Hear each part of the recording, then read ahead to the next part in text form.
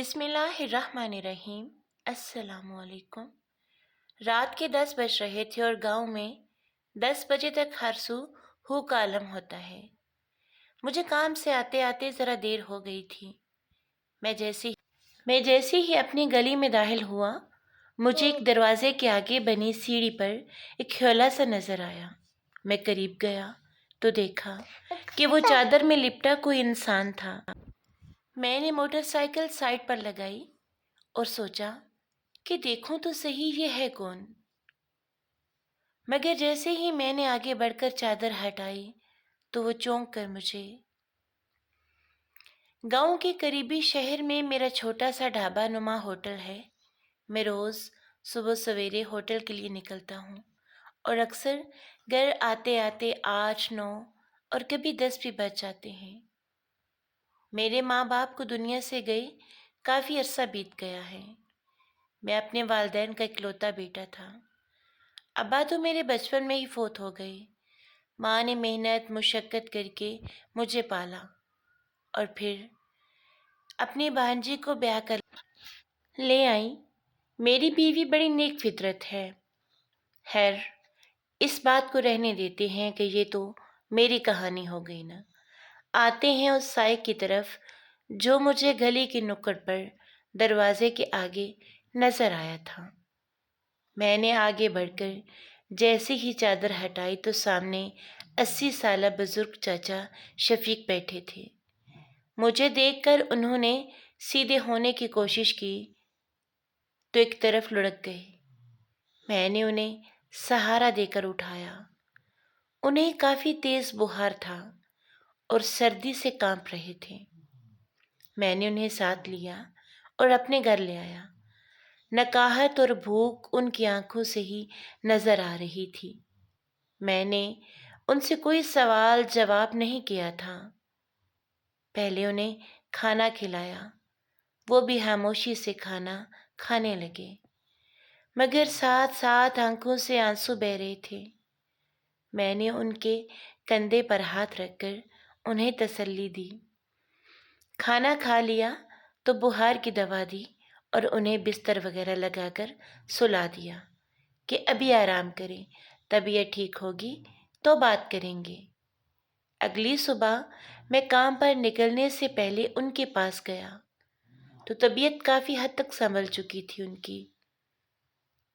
میں نے بیوی سے کہا کہ ان کے کھانے پینے کا خاص خیال رکھے اور اگر میری غیر موجودگی میں کوئی آتا ہے انہیں لینے ان کے گھر سے تو کہہ دینا کہ میں خود آ کر بات کروں گا۔ میں کام پر چلا گیا اور سارا دن میرے ذہن میں چاچا شفیق اور ان کی زندگی کے بارے میں ہی سوچیں گردش کرتی رہی۔ ایک دو بار گھر فون بھی کیا، ان کی خیریت دریافت کی۔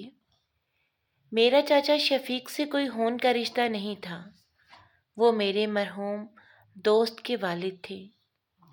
میرے دوست کو مرے ابھی 6 ماہ ہوئے تھے۔ اس کے بچے اب جوان ہو چکے تھے اور اپنے گھر کا نظام چلا رہے تھے۔ میرے دوست کی بیوی ذرا تیز مزاج کی تھی اور بچے بھی اپنی ماں کی طرح ہی تھے۔ جب تک میرا دوست زندہ تھا وہ اپنے والد یعنی چاچا شفیق کے سارے کام خود کرتا، ان کی خوب خدمت کرتا۔ مگر اس کے جانے کے بعد چاچا شفیق اپنی بہو اور پوتے پوتیوں کے آسرے پر تھے اور وہ انہیں پوچھتے تک نہ تھے۔ کبھی کھانا وقت پر دے دیا تو ٹھیک، یا تو وہ بھوکے ہی رہتے، اگر کوئی آس پڑوس سے کوئی دے دیتا تو کھا لیتے۔ محلے والے بھی ان کی بہو کی چرب زبانی سے ڈرتے تھے، وہ کب کسی کا لحاظ کرتی تھی۔ نہ خود چاچا کا خیال رکھتے اور نہ ہی کسی اور کو کچھ کرنے دیتے۔ مجھے اکثر میری بیوی بتاتی رہتی کہ چاچا شفیق کا کوئی پرسان حال نہیں۔ میں بھی اپنی مصروفیت کی وجہ سے ان سے نہ مل سکا۔ اور اب رات والا قصہ، سارا دن انہی سوچوں میں گزرا۔ گھر پہنچتے ہی پہلے چاچا سے مل کر ان کا حال احوال دریافت کیا۔ پہلے سے قدرے بہتر تھے، مگر آنکھوں کے گوشے نم تھے۔ مجھے دیکھتے تو اپنے بیٹے کی یاد ستانے لگتی۔ ان کے گھر سے کوئی بھی ان کے پیچھے نہیں آیا تھا۔ یہ خبر تو سارے محلے کو ہو گئی تھی کہ چاچا میرے گھر میں ہیں، تو یقیناً ان کے گھر بھی تو ہوگی نا۔ اس بات کو ایک ہفتہ ہو گیا۔ چاچا کی طبیعت بھی سنبھل گئی تھی۔ میری بیوی اور بچے ان کی خوب خدمت کر رہے تھے۔ میرے والدین تو اس دنیا سے جلدی چلے گئے تھے، مگر اب چاچا شفیق کے آنے سے گھر میں رونق سی ہو گئی تھی۔ میرا چھوٹا بیٹا جو کہ 3 سال کا تھا، وہ ان سے بہت مانوس ہو چکا تھا۔ وہ سارا دن ان کے پاس رہتا۔ غرض یہ کہ چاچا بھی بچوں کے ساتھ بہل گئے تھے، اور میرے گھر میں ان کی وجہ سے رونق اور برکت دونوں ہی بڑھ گئیں۔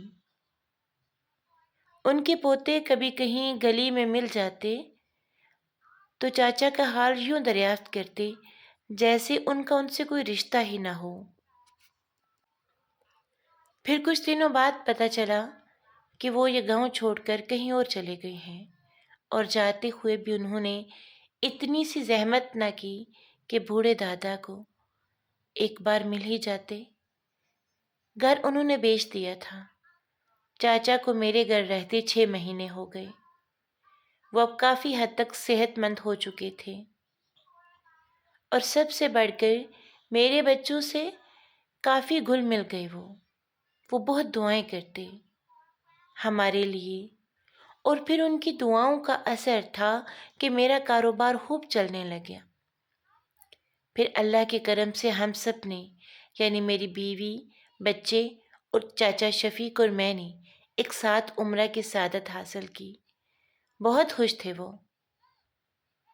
ہر وقت اٹھتے بیٹھتے مجھے دعائیں دیتے، مگر جو ان دعاؤں کے حقدار تھے، ان کے پوتے، وہ ان کو چھوڑ کر نہ جانے کہاں کہاں ذلیل ہوتے پھر رہے تھے۔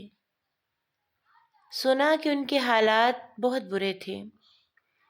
چاچا شفیق اب میرے خاندان کا حصہ بن چکے ہیں۔